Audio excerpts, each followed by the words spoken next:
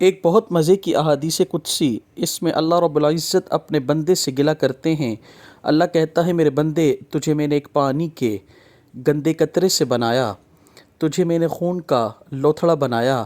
پھر میں نے تیری ہڈیاں بنائیں، ان پہ میں نے اسکن چڑھائی، میں نے تیری آنکھیں بنائی، ان میں رنگ بھرا، تیرا دل بنایا، تیرا دماغ بنایا، تیرے ہاتھ بنائے، تیرے پاؤں بنائے،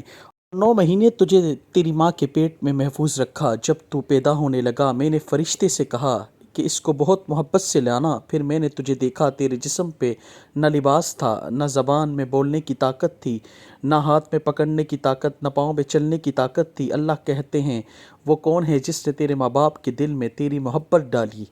اور اللہ کہتا ہے پھر تو بڑا ہوتا گیا، تو چلنے لگا، تو بھاگنے لگا، تیری ہڈیوں میں زور آیا، تو دیکھنے لگا، تو چلنے لگا، تو پکڑنے لگا۔ پھر اللہ کہتا ہے کہ میری تمام کی تمام نعمتوں کو تو نے میرے خلاف استعمال کیا، میری تمام کی تمام نعمتوں کو بھول کے تو نے گناہ کیے۔ اللہ کہتا ہے سامعین، اللہ فرماتا ہے تو نے میرے ساتھ انصاف نہیں کیا، کاش تو اپنی پیدائش پر غور کرتا، تجھے احساس ہوتا کہ میں ہر چیز پر قادر ہوں، میں خالق و مالک ہوں۔